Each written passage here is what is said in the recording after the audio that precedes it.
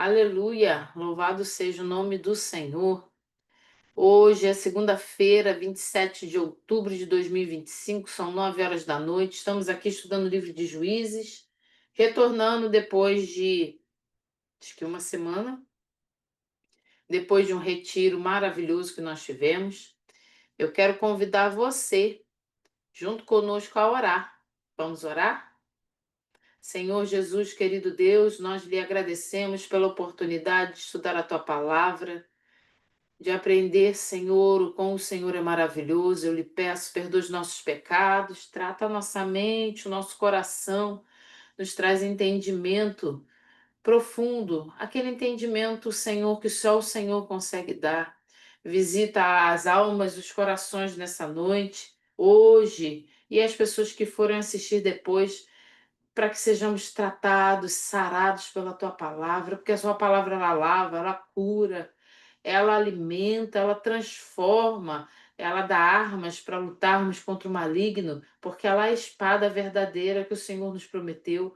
Muito obrigada, Senhor, que esse estudo desta noite venha trazer cura, salvação, arrependimento, mudança de comportamento e que o seu nome seja glorificado, porque, Senhor, é isso que nós desejamos, que almas se rendam aos seus pés, que pessoas, Senhor, que forem ouvir, que não te conhecem, te recebam por Senhor e Salvador, que aqueles que estão, mesmo te conhecendo, caminhando pelo pecado, que mudem de comportamento, que se arrependam, que retornem, porque o Senhor ele está sempre aposto a perdoar o coração verdadeiramente arrependido. Nesta noite nós te agradecemos e te louvamos no nome de Jesus. Amém. Glória a Jesus. Juízes. Nosso querido livro de Juízes, capítulo 8. A gente vai encerrar o capítulo 8 que a gente ficou de encerrar da última vez e não deu para quem acabou de chegar. Nós tivemos um descanso de uma semana. Na próxima semana, nós infelizmente não vamos conseguir ter o estudo, porque eu vou estar de mudança. Então, assim, eu não vou prometer que eu vá conseguir, além de preparar o estudo, tá com a internet ok, funcionando. Então, assim, eu não vou prometer para que ninguém fique aqui aguardando e em cima da hora eu diga que não deu, né? É muito ruim isso. Vamos lá, a gente encerrou na segunda-feira, na última, né, nosso último encontro, quase que nós conseguimos encerrar o capítulo 8 do livro de Juízes. Então, abre aí na sua Bíblia, a gente vai relembrar a parte final do capítulo 8 do livro de Juízes. Eu quero ler aqui com vocês a parte que fala sobre o manto sacerdotal. Eu sei que a gente já falou sobre o manto, mas para a gente lembrar o assunto e uma observação que eu queria trazer para a gente que eu acho muito importante. Juízes 8:22 diz assim: Os israelitas disseram a Gideão: Reine sobre nós, você, seu filho, seu neto, pois você nos libertou das mãos de Midian. Não reinarei sobre vocês, respondeu-lhe Gideão, nem meu filho reinará sobre vocês. O Senhor reinará sobre vocês. E prosseguiu: Só lhes faço um pedido, que cada um de vocês me dê um brinco da sua parte dos despojos. Os ismaelitas costumavam usar brincos de ouro. Eles responderam: De boa vontade, os daremos a você. Então estenderam uma capa e cada homem jogou sobre ela um brinco tirado de seus despojos. O peso dos brincos de ouro chegou a 20,5 kg, sem contar os enfeites, os pendentes e as roupas de púrpura que os reis de Midian usavam e os colares que estavam no pescoço de seus camelos. Gideão usou o ouro para fazer um manto sacerdotal que ele colocou em sua cidade, em Ofra. Todo Israel prostituiu-se, fazendo dele objeto de adoração, e veio a ser uma armadilha para Gideão e sua família. A gente falou aqui que Gideão ele usa de. Ele diz que, que não vai fazer uma coisa, mas acaba fazendo. A gente vê que no final aqui já do capítulo 8 de Juízes, a gente foi acompanhando. Você quiser lembrar, vá lá no canal do YouTube, a gente tem, né, o estudo ali passo a passo. A gente viu que Gideão foi mostrando um comportamento de alguém que não estava convertido, que não servia verdadeiramente ao Senhor de todo o coração. Era uma coisa velada, né? Aquela coisa que está escondida. Não, eu não vou reinar sobre vocês, mas nem minha família, nem ninguém. Mas olha, vocês me dão brincos, me dão tesouros, me dão. E a gente falou do que isso nos lembrava, né? Como um pagamento de imposto ao rei, por exemplo. E quando o povo se prostituiu espiritualmente lá no Êxodo, quando fizeram aquele bezerro de ouro dizendo: Aqui está o Deus que nos libertou do Egito, nos libertou de Faraó e nos trouxe de lá, foi feito com isso. Então a gente vê que a coisa vai se repetindo, né? O pecado vai se repetindo. O que que acontece? Ele diz que não. Não, não, eu não vou reinar, nem minha família vai reinar. Mas ele age como que quem, além de querer reinar, ele também quer ser sacerdote. Vai lá, versículo 27 do capítulo 8 fala assim: Gideão usou o ouro para fazer um manto sacerdotal que ele colocou em sua cidade em Ofra. Manto sacerdotal, o nome já fala, era algo que o sacerdote usava. Gente, mas Gideão não era sacerdote. Gideão não era sacerdote. Para que ele foi mandar fazer um manto sacerdotal? Qual o intuito disso? Qual a ideia disso?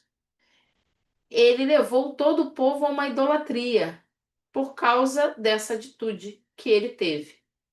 Aí a gente deixou no ar uma pergunta da última vez.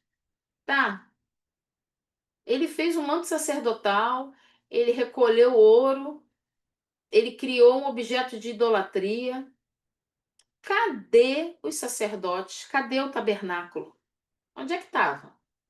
A gente viu aqui que em nenhum momento dessa situação aparece um profeta chamando atenção, aparece um sacerdote corrigindo, ele não leva o povo a ir adorar onde tem que adorar, ele não encaminha as pessoas lá para o tabernáculo.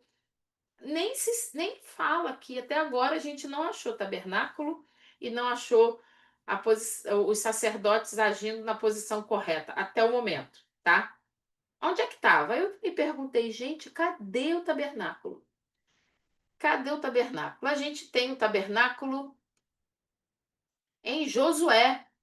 Você está em Juízes e vai voltar um pouquinho aqui. Josué, a gente já estudou Josué, mas a gente não vai lembrar tudo de cabeça, né, gente? Então você volta lá para Josué.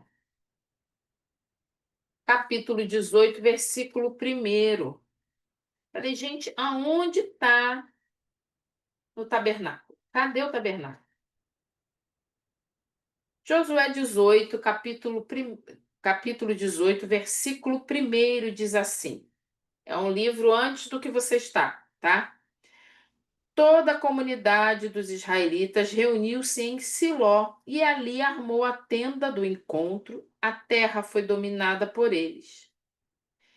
Tenda do encontro ou tabernáculo é a mesma coisa. A gente já falou sobre isso, que por vezes você vai ver na sua Bíblia escrito tenda do encontro ou tabernáculo. O que que era isso? Era um local onde tinha a Arca da Aliança, onde se faziam os sacrifícios, onde o Senhor, né, se apresentava. Foi tudo preparado, dado por Deus a Moisés, e Moisés deu todos os detalhes de como deveria ser feito aquele lugar.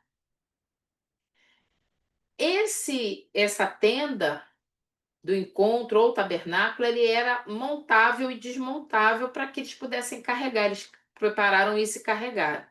Quando a gente lê aqui no capítulo 18 de Josué, diz que ele estava montada em Siló e ali ficou. Por que que foi montada em Siló? Porque foi uma ordem que Deus deu lá a Moisés, dizendo: quando vocês chegarem à terra, montem o tabernáculo em Siló. Josué foi lá e obedeceu, montou o tabernáculo em Siló. Então a gente sabe onde é que está o tabernáculo, está em Siló.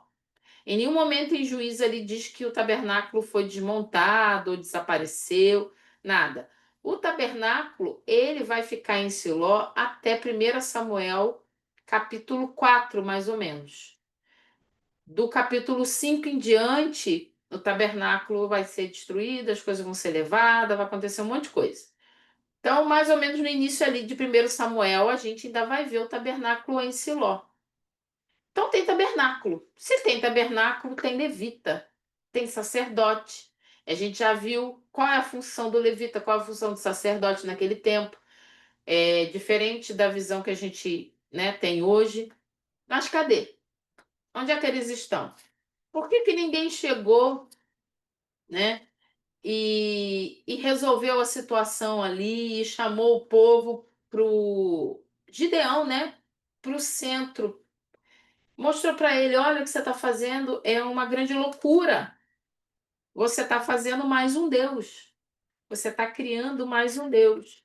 Lembrando que o nosso coração, ele é idólatra. Por que que o coração é idólatra? Todo coração não convertido, ele é idólatra. Porque nós fomos criados para adoração. Adoração ao Deus Todo-Poderoso, ao nosso Deus. Enquanto nós não conhecemos a Jesus, ou quando nós não derrubamos esses altares que estão aqui, o nosso coração, ele vai viver uma idolatria. Nós precisamos sempre entender que o nosso coração ele é enganoso, ele nos leva à idolatria. Hoje a idolatria pode ser muita coisa. A idolatria, a gente antigamente pensava idolatria é só criar uma estátua, igual ele fez, um manto. Ele não criou uma estátua, ele criou um manto de sacerdote, se colocou ali naquela posição e levou todo o povo a praticar idolatria, que é chamado de prostituição na palavra. Nós somos assim, totalmente desequilibrados por causa do pecado. O que o Senhor colocou em nós que é bom fica desequilibrado por causa do pecado. Então, nosso coração, que foi criado para adoração ao Senhor, quando ele é dominado pelo pecado, quando ele não encontra Jesus, quando ele não é sarado por Deus, pelo Espírito Santo, quando nós não tomamos uma posição de renegar o pecado, nosso coração é idólatra. E a gente viu que Gideão ali, infelizmente, ele não toma nenhuma posição, né? De quem está realmente querendo servir ao Senhor. Volta lá para Juízes capítulo 8. Cadê o povo?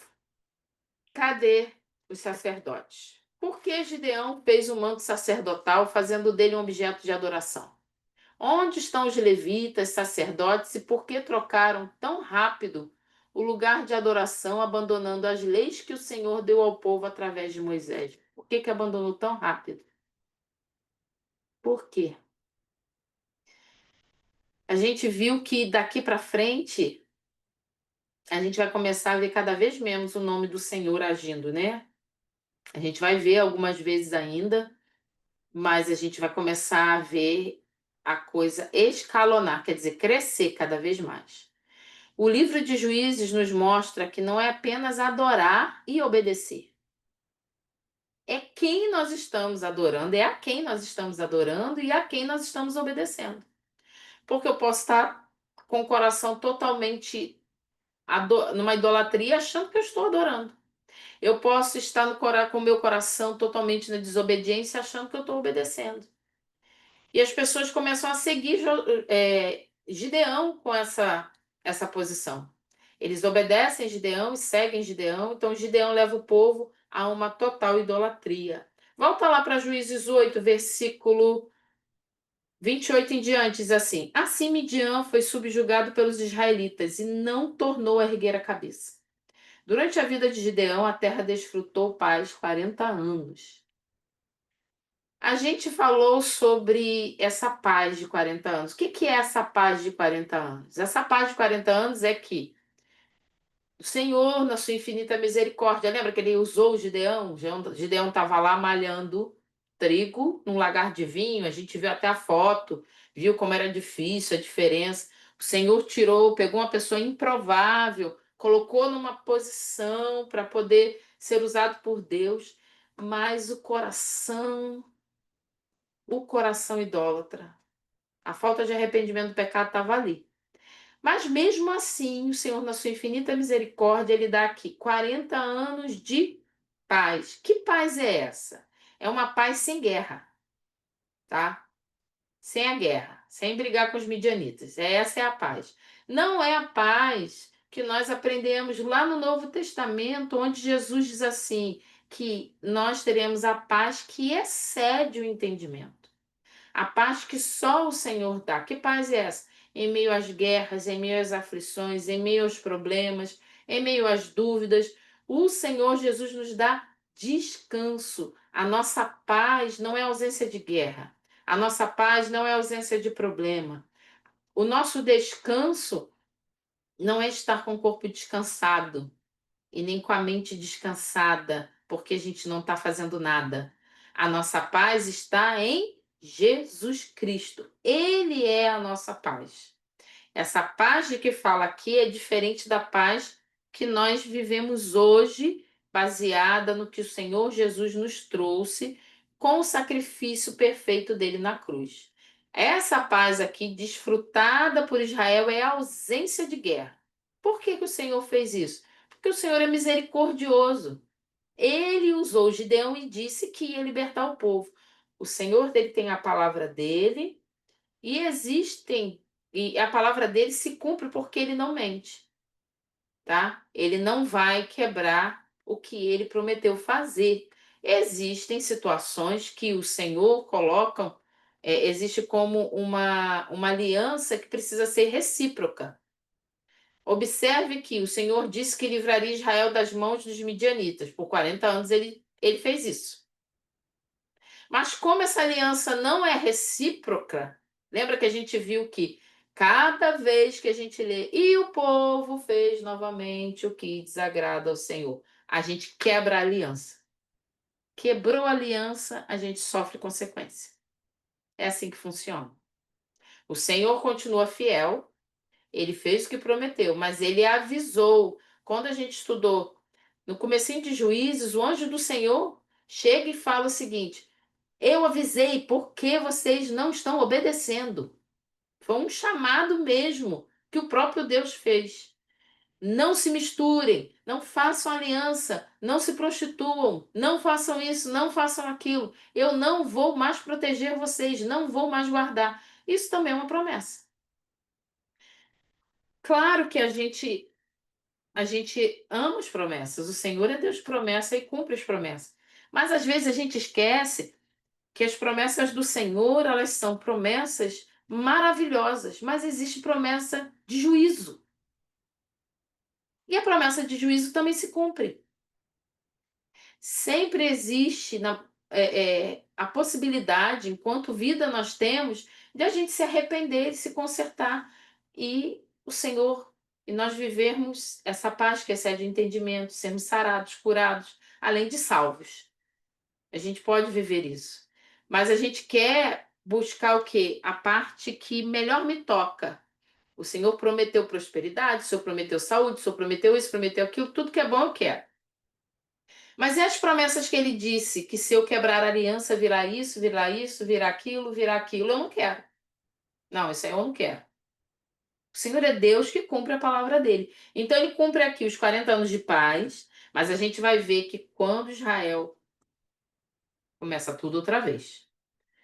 Segue aí na sua Bíblia, versículo 29. Jerubaal, filho de Joás, retirou-se e foi para a casa onde ficou morando. Lembrando que Jerubaal, quem está aqui acompanhando com a gente, sabe que é Gideão, tá? Versículo 30. Teve 70 filhos, todos gerados por ele, pois tinha muitas mulheres. Sua concubina, que morava em Siquém, também lhe deu um filho, a quem lhe deu o nome de Abimeleque. Fica ligado nesse filho aí, tá, gente? Se liga nesse filho. 32. Gideão, filho de Joás, morreu em idade avançada e foi sepultado no túmulo de seu pai Joás, em Ofra dos Abiesritas. Logo depois que Gideão morreu, os israelitas voltaram a prostituir-se com os Baalins, cultuando-os. Ergueram Baal-Berite como seu Deus e não se lembraram do Senhor, o seu Deus, que os tinha livrado das mãos dos seus inimigos em redor. Também não foram bondosos com a família de Jerubaal, isto é, Gideão, pois não reconheceram todo o bem que ele tinha feito a Israel. Duas coisas que eu quero chamar a nossa atenção para que a gente consiga entender o capítulo 9, tá? A gente precisa fechar esse entendimento, porque senão a gente se perde no capítulo 9. A gente viu aqui que Gideão, versículo 30, diz que ele teve 70 filhos. Isso é sexo masculino, fora as mulheres, tá? As filhas, né? Todos gerados por ele, pois tinha muitas mulheres. Hum. O problema não é ter muito filho, tá? Os filhos são herança do Senhor. Toda vez que alguém, né, um casal tem um relacionamento íntimo, a gente abre uma porta para que venham filhos. Né? A gente está dando a legalidade para que filhos venham. A questão aqui não são os 70 filhos, eles são, o Senhor permitiu, ele foi o homem que teve muitos filhos. Para aquela época, aquilo era essencial até para que na velhice os pais fossem cuidados, fossem alimentados, eram força de trabalho, era força de defesa. Filho era tudo, tá? Era braço forte, filho era isso. A questão aqui é que não foi com uma única mulher, porque 70 filhos com uma única mulher, coitada da mulher, né? Seria impossível isso. Ele teve muitas mulheres. Minha irmã. Então a Bíblia, ela apoia o homem ter várias esposas, várias mulheres? Não. Mas eu vejo isso acontecer tanto na Bíblia.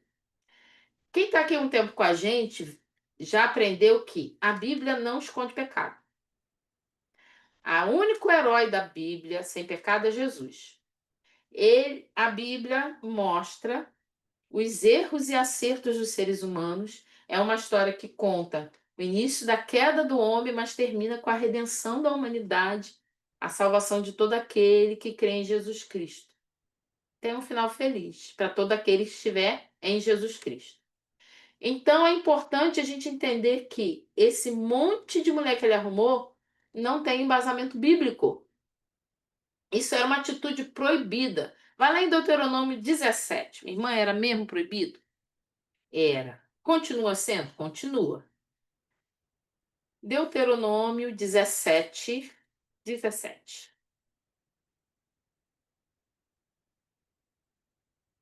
Capítulo 17, versículo 17.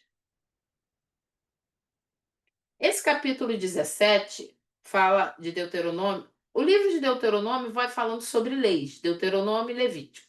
Quando a gente lê isso seguido, no começo, quando a gente não sabe muito para que serve, a gente fica assim, ai, isso, aquilo, nossa, que negócio mais esquisito, isso não tem sentido.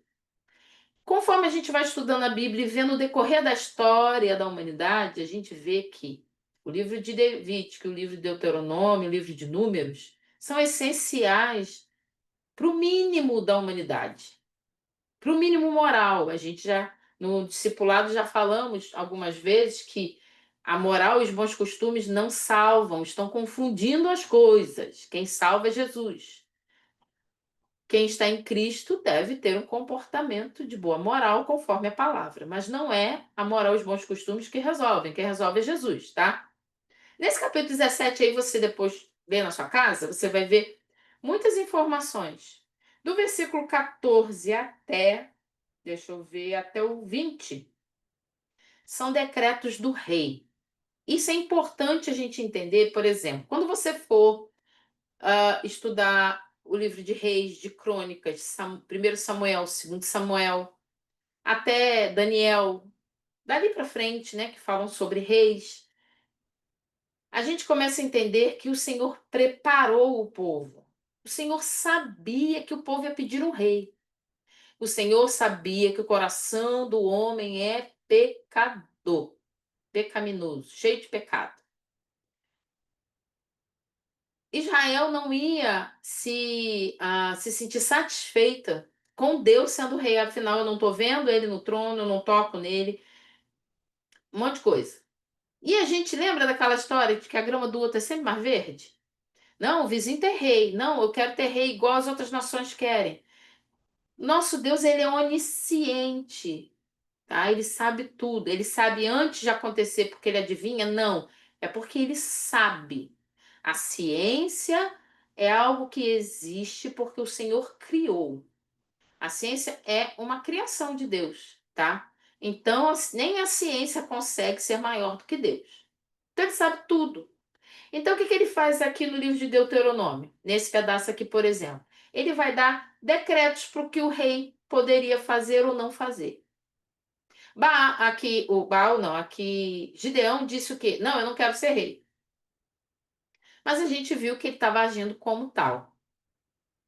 Ele tem um filho chamado Abimeleque. O nome desse filho quer dizer meu pai é rei. Ué, mas ele não queria ter filho, não queria ter filho, não. Ele não queria ser rei e botou o nome do filho, meu pai é rei. Sabe? Fala uma coisa e faz outra, fala uma coisa e faz outra, né? Isso não é novidade.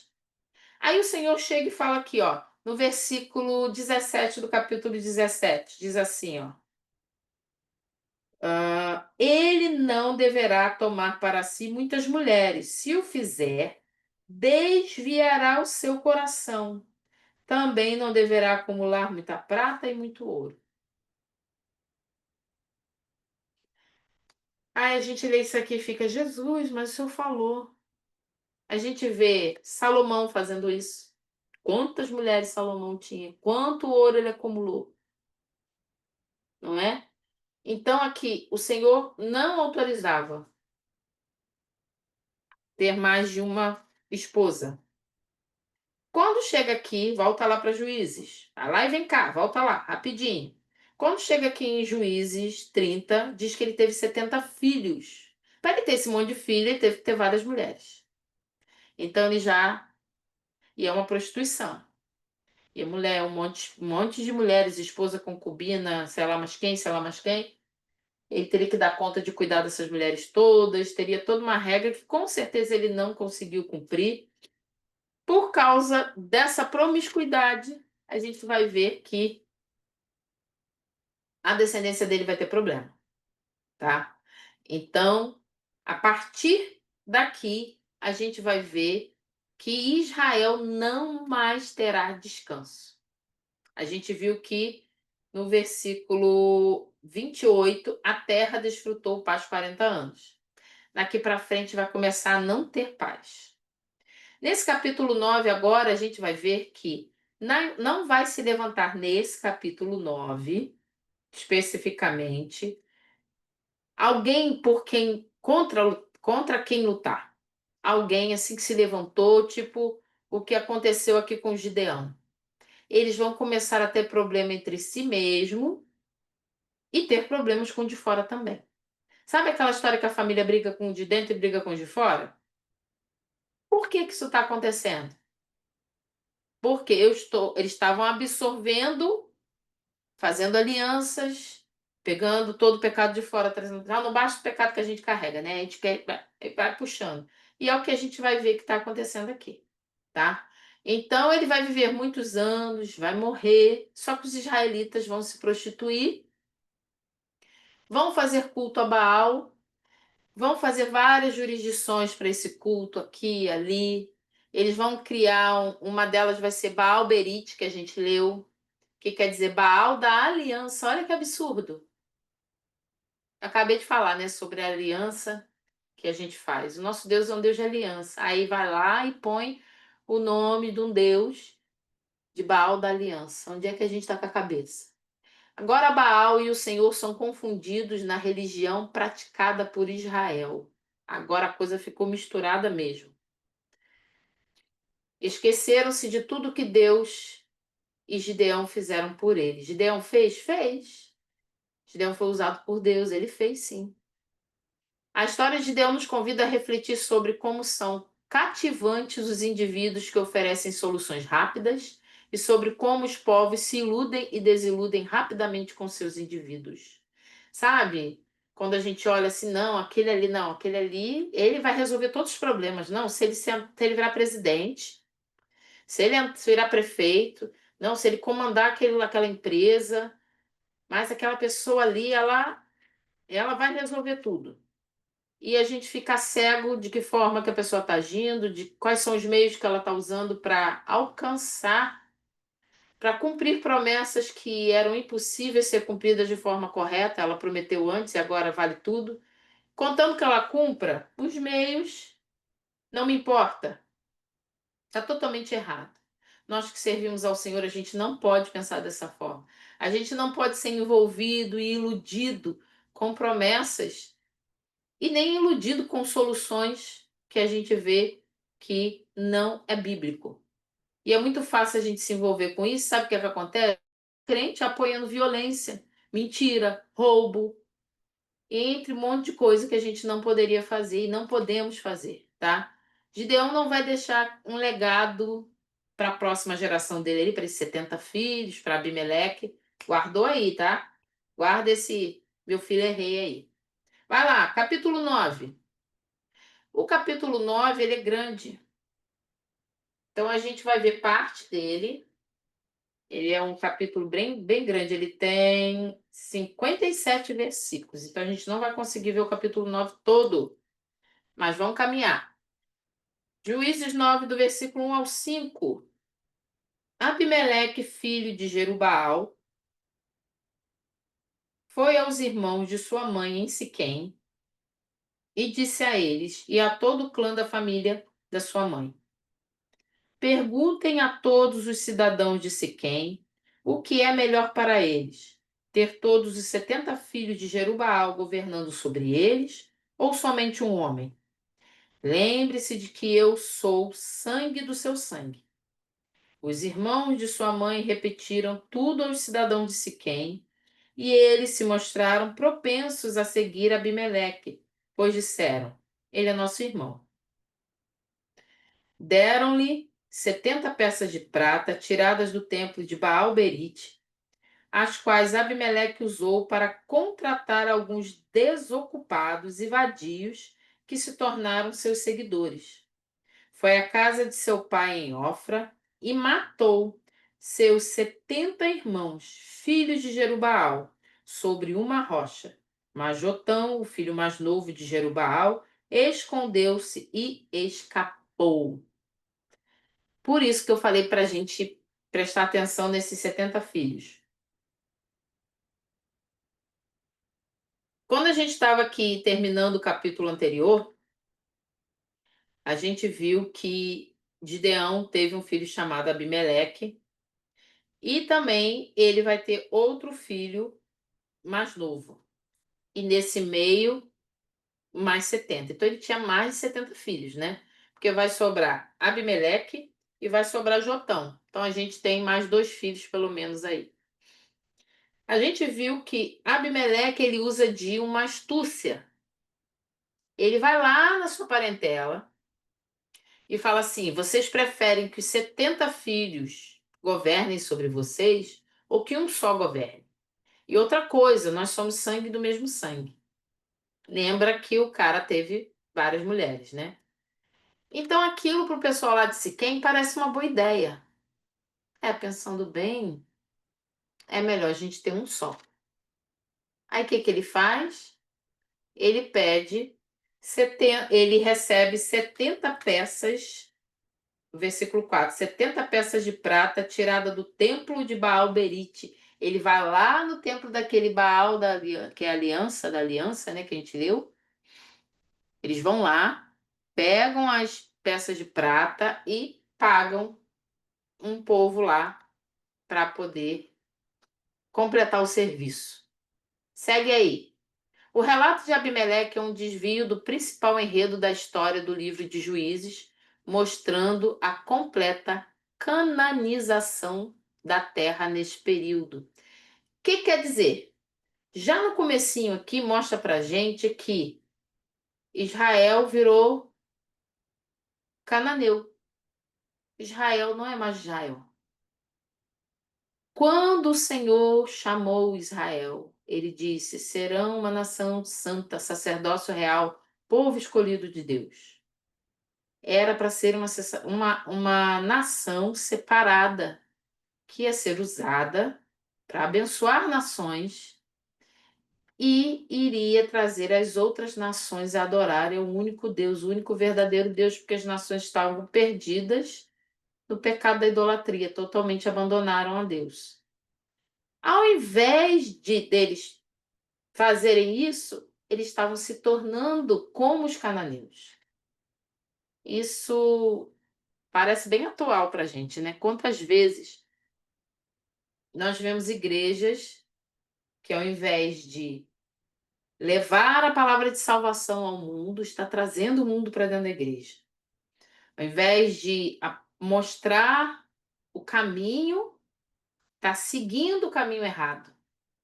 Quantas vezes nós, como pessoas que conhecemos a palavra, estamos absorvendo coisas de fora, ao invés de proclamarmos o evangelho, de proclamarmos a palavra do Senhor. Porque lembra, é o evangelho que transforma, é a palavra que transforma, não somos nós.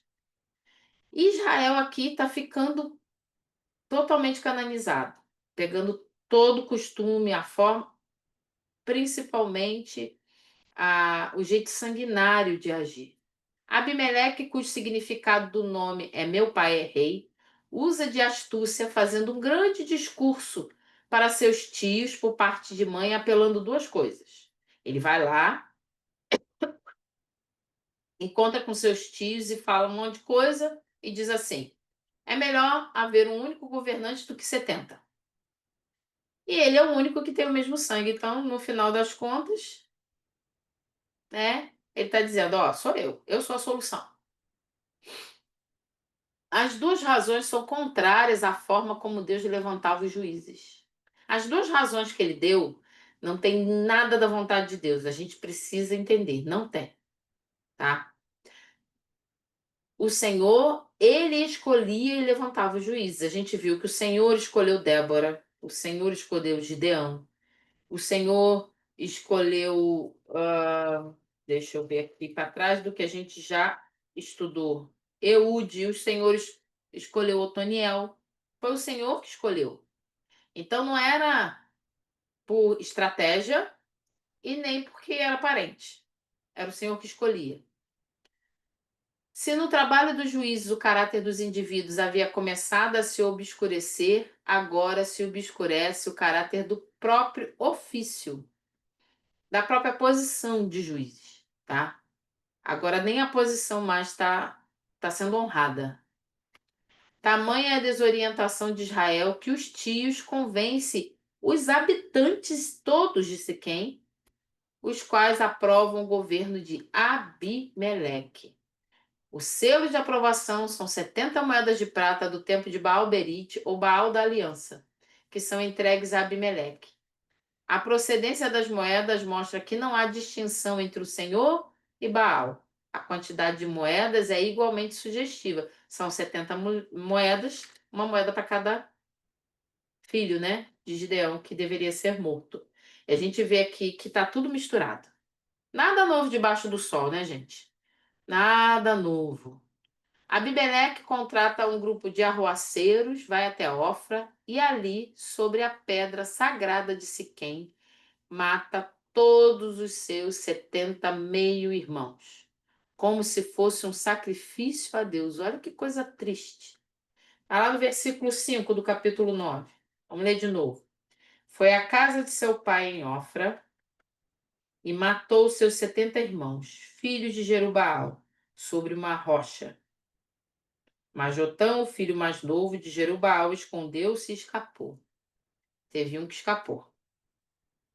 Assim, o comportamento dos israelitas é tal que se confunde completamente com o dos cananeus. Pagaram a Abimeleque uma moeda de prata para cada irmão assassinado. E só um vai escapar. E esse que escapa, ele vai ser como um profeta e poeta da família. Ele vai lançar uma profecia que mais na frente vai se cumprir. Vamos lá, na sua Bíblia, versículo 6 em diante. Fala o seguinte: então, todos os cidadãos de Siquém e de Bet-Milo reuniram-se ao lado do carvalho, junto à coluna de Siquém, para coroar Abimeleque rei. A gente vai ler até o 15. Quando Jotão soube disso, subiu ao topo do monte Gerezim e gritou para eles: ouça-me, cidadão de Siquém, para que Deus os ouça. Certo dia, as árvores saíram para ungir um rei para si. Disseram à oliveira: siga o nosso rei. A oliveira, porém, respondeu: Deveria eu renunciar o meu azeite, com o qual se presta honra aos deuses e aos homens para dominar sobre as árvores? Então as árvores disseram à figueira: Venha ser o nosso rei. A figueira, porém, respondeu: Deveria eu renunciar ao meu fruto saboroso e doce para dominar sobre as árvores? Depois as árvores disseram à videira: Venha ser o nosso rei. A videira, porém, respondeu: Deveria eu renunciar ao meu vinho, que alegra aos deuses e aos homens, para ter domínio sobre as árvores? Finalmente, todas as árvores disseram ao espinheiro: Venha ser o nosso rei. O espinheiro disse às árvores: Se querem realmente ungir-me rei sobre vocês, venham abrigar-se à minha sombra, do contrário, sairá fogo do espinheiro e consumirá até os cedros do Líbano. Aí a gente está lendo e entra um negócio de árvore querendo ser rei. Meu Deus, mudaram o assunto. Era a gente matando irmão, agora tem árvore aqui. Que negócio é esse? Lembra que eu falei que dava pra fazer muita série de ação, muito filme de ação usando o livro de Juízes? Lembra do filho que conseguiu fugir? Jotão. Ele vai subir no Monte Gerezim. Quem estudou com a gente o livro de Josué sabe que Gerezim era o monte onde se proferiam as bênçãos. Quando o povo chegou lá, tomou posse, no livro de Josué conta isso. Eles subiram, uma parte ficou no Monte Gerizim e outra no Monte Ebal. Do Monte Gerizim proferia as bênçãos e no Monte Ebal proferia as maldições, todos aqueles que quebrassem a aliança com o Senhor. Esse homem aqui, ele sobe no Monte Gerizim, que é onde foi proferida as bênçãos, e fala uma fábula, ele conta uma história, ele cria uma poesia, né? É um estilo literário, poesia, para descrever o que está acontecendo com Israel. Lembrando que isso aqui tá, é o povo de Israel. São os descendentes aí, são os filhos de Gideão. Não fugiu, não foge, não perde o raciocínio. São os filhos de Gideão. Ele sobe lá e cria uma história, dizendo que existiam mais árvores que queriam chamar outras plantas para serem seu rei. O que que ele está dizendo? Israel ali, aqueles que estão pedindo para ser rei, estão pedindo a um, pedindo a outro, pedindo a outro. E ele vai contando. Da forma que ele conta, a gente vê que a coisa vai ficando ruim. Ele inicia aqui, no começo ele fala assim, ó. No versículo 9, no versículo 8, as árvores saíram para ungir um rei para si e disseram à oliveira. Então as árvores vão lá e pedem a oliveira. A oliveira, ela dá azeitona. E pode ser prensado que vai dar azeite. Por isso que ele, quando responde aqui, quando ele cria essa história, ele fala assim no versículo 9: A oliveira, porém, respondeu: Deveria eu renunciar ao meu azeite, com o qual se presta honra aos deuses e aos homens para dominar sobre as árvores? Então ele diz que as oliveiras decidiram continuar com seu chamado, com aquilo para que foi chamado fazer, se sentiu honrado e continuava ali. A árvore vão continuar procurando, aí vai chamar a figueira. Venha ser o nosso rei. A figueira fala assim, a figueira dá figos, são frutas. Ela fala, eu vou renunciar ao meu fruto, tô vendo isso no versículo 11. Saboroso e doce para dominar sobre as árvores, vai dizer que não quer.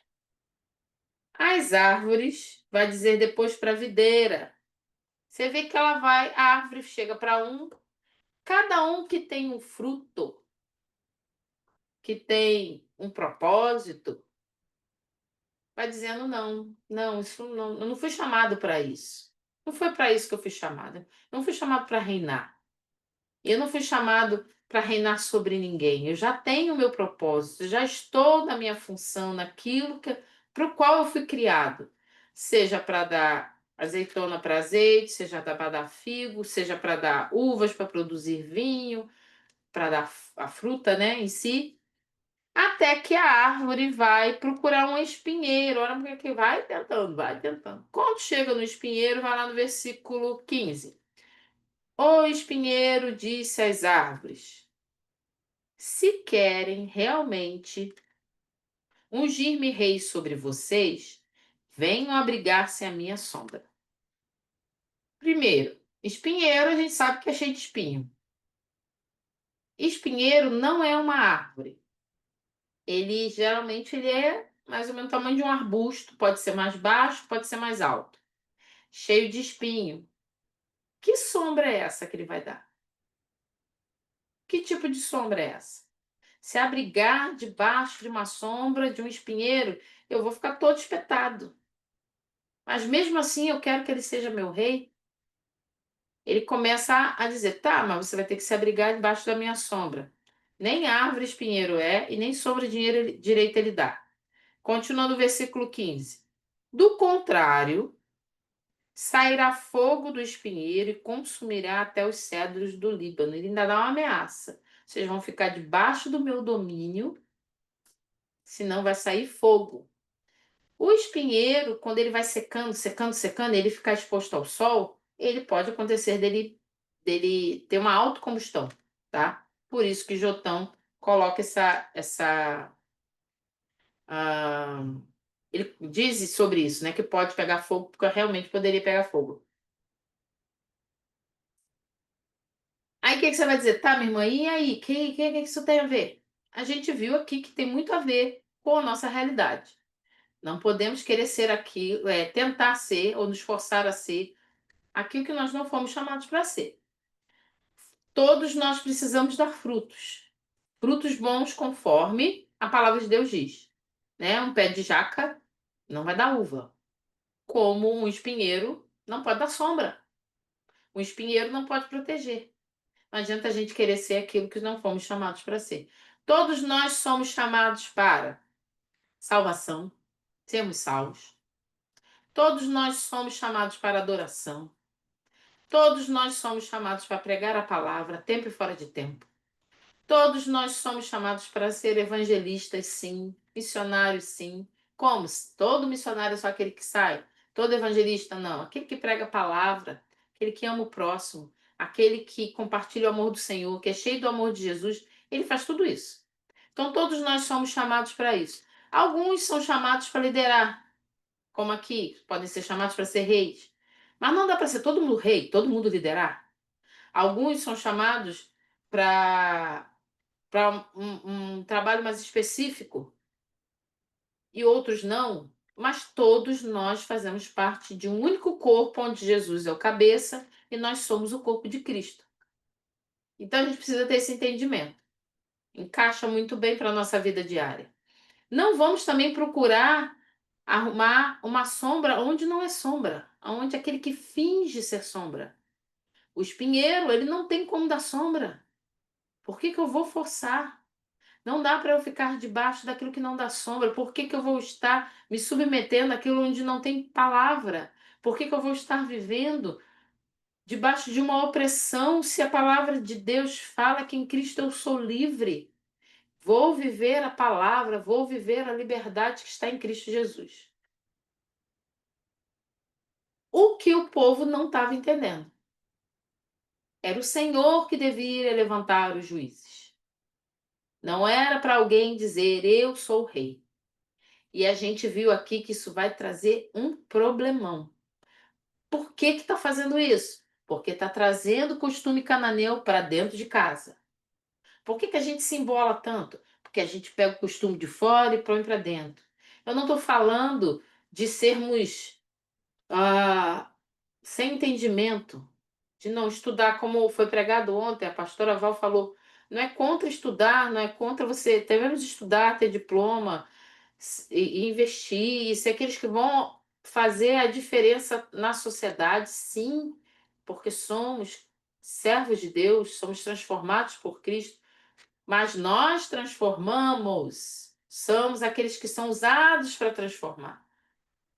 E somos transformados por Jesus, por Cristo, tá? Não somos transformados pelo mundo. E isso Israel tinha esquecido. Jotão se inspira em seu irmão Abimeleque para sintetizar poeticamente a história social, política de Israel no tempo de Juízes. A gente percebe aqui, gente, o cristão, aquele que realmente serve a Cristo, o cristão verdadeiro, ele muda toda a sociedade. Um presídio, por exemplo. Você pode chegar lá e jogar lá, dar para um presidiário um ótimo livro. Você pode permitir que ele estude até medicina. Você permitir que ele estude direito.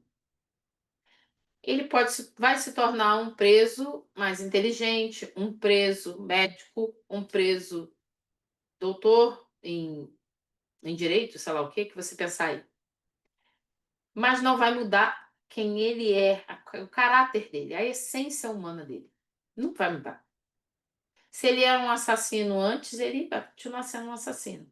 Se ele era um mentiroso, ele vai continuar sendo mentiroso. E assim sucessivamente. Agora pega a Bíblia e permita que os nossos irmãos levem isso lá dentro do presídio. Deixa a Bíblia lá dentro.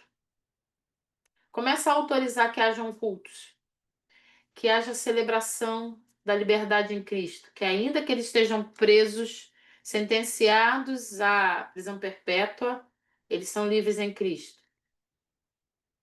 Aquela prisão começa a se transformar. Ainda que nenhum deles ali possam sair para fora, que a lei humana não permita que eles saiam, mesmo que eles mudem de comportamento, mas vão ver mudança dentro do presídio, com os piores que estiverem ali. Vai ter mudança.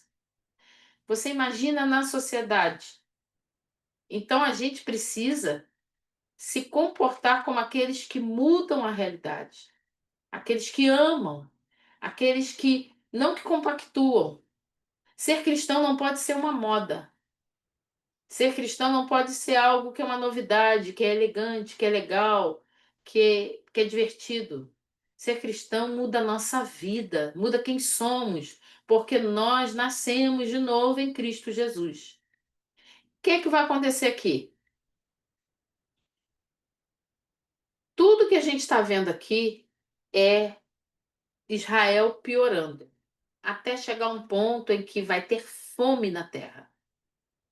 O livro de Juízes vai mostrar que quando nós decidimos governar da nossa forma de viver, do nosso próprio entendimento, vai dar problema.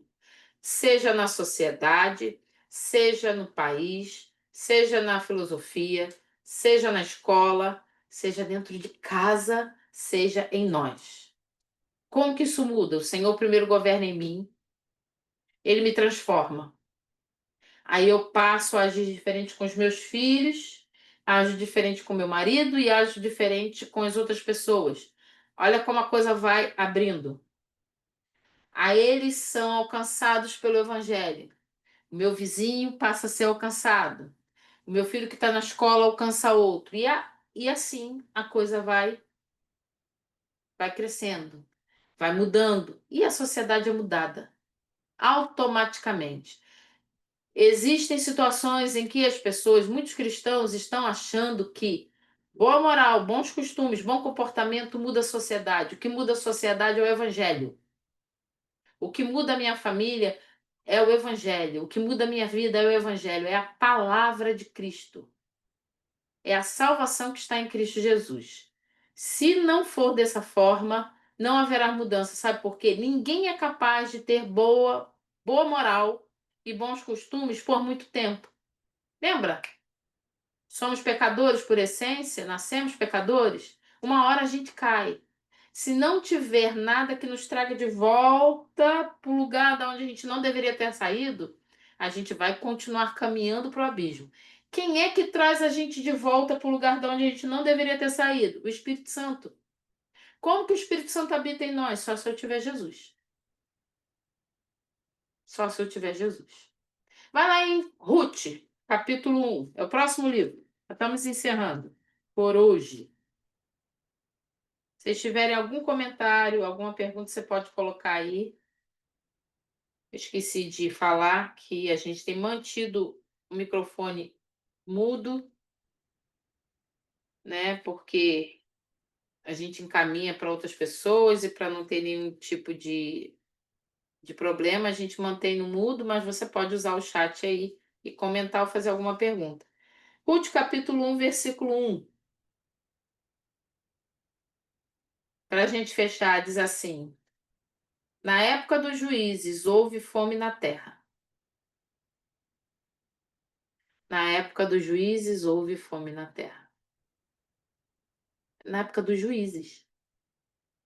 Aqui não está falando na época em que Israel era oprimida pelos filisteus.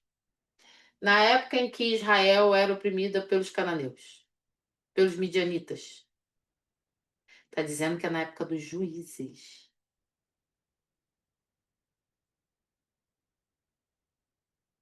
Vamos deixar para nós essa semana, umas 2 semanas, né, que isso vai durar. Aonde eu estou me comportando como os juízes que se desviavam do seu chamado? Como? Aonde eu me igualo a eles? Onde eu estou parecido? Quando eu desvio do meu chamado? O que está me levando a me desviar do meu chamado? Os juízes eram chamados ali.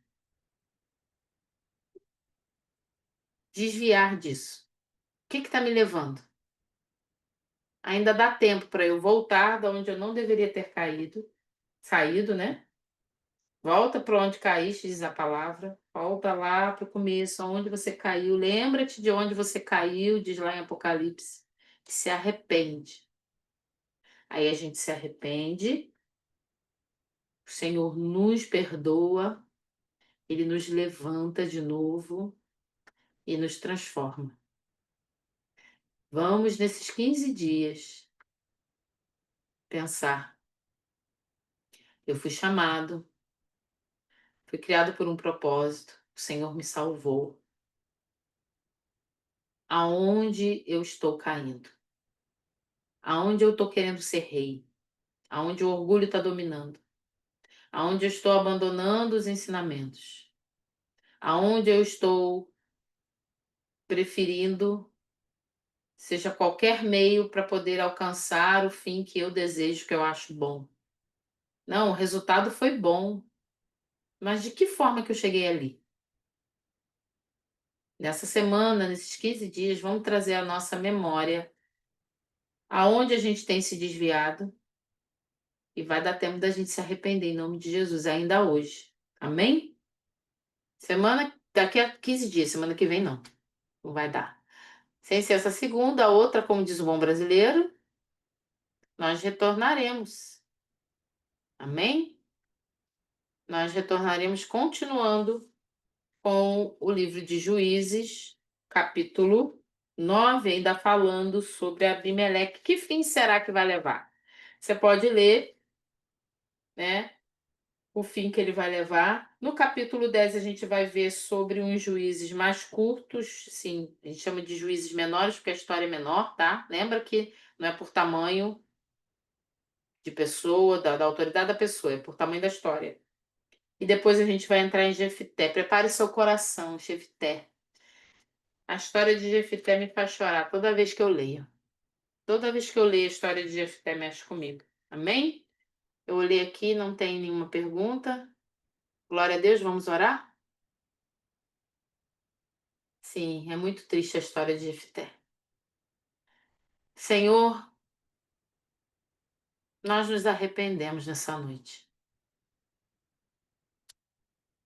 Pai, queremos nos arrepender de todas as prostituições, toda idolatria, todo o colete sacerdotal que fizemos.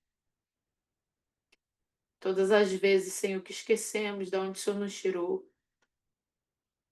Essa noite, Pai, nós nos arrependemos de trazer o mundo para dentro da nossa vida, da nossa casa. Achar que não tem nada a ver. Alianças de pecado, nos arrependemos. Queremos aproveitar que ainda estamos em tempo de nos arrepender verdadeiramente. Todas as vezes que achamos que a gente poderia dividir o altar do Deus Altíssimo com outros deuses, com ego, com posição, com sonhos, com planos, com até coisas boas, mas amamos mais isso do que ao Senhor. Pai, nos perdoa as nossas alianças de pecado. Destrói. Só o teu amor, Senhor, pode destruir essas alianças que fizemos e não temos forças de quebrar. Só o Senhor, com o teu poder, com o teu sangue poderoso, pode quebrar alianças de pecado que fizemos. Pai, nós começamos a entender, nós entendemos que sem arrependimento não há perdão. Perdoa as alianças que fizemos na nossa família, alianças, Senhor, idolatrias que levaram a nossa vida, a vida de quem amamos, a risco de ir para o inferno. Nos perdoa, nos posiciona, nos levanta, não com autoridade, Senhor, com poder, porque nós não temos, mas em teu nome, nos ajuda a sermos proclamadores da tua palavra. Não permita, Senhor, que durante esse tempo de vida que ainda temos na terra, a nossa boca diga uma coisa, mas o nosso coração sinta outra. Não deixe, Senhor, que todas as vezes que o Senhor nos levantou e nos usou, a gente venha esquecer da tua misericórdia. Pai, não permita, Senhor, que o nosso coração seja tão enganoso, que o pecado nos seduza tanto. Não nos deixe cair, Senhor, nas tentações. Nós clamamos e clamamos e clamamos porque somos fracos. O poder, Senhor, o orgulho, o desejo, Senhor, das conquistas, muitas vezes nos cegam. Tira a gente desse lugar. Que possamos, Senhor, ser a diferença nessa terra. Que aonde nós passarmos, Senhor, a notícia não seja de fome, porque não tem comida, mas seja daqueles, Senhor, saciados pela tua palavra. Que a notícia não seja de fome, porque guardamos a tua palavra para nós. Que as pessoas são famintas da tua palavra ao nosso lado, mas nos ajuda a ser canal, Senhor, do alimento vivo que vem do céu, que é a tua palavra. Fortalece-nos, Senhor, nesses dias. E nós agradecemos a Ti pela Tua palavra tão pontual e tão poderosa. No nome santo de Jesus. Amém.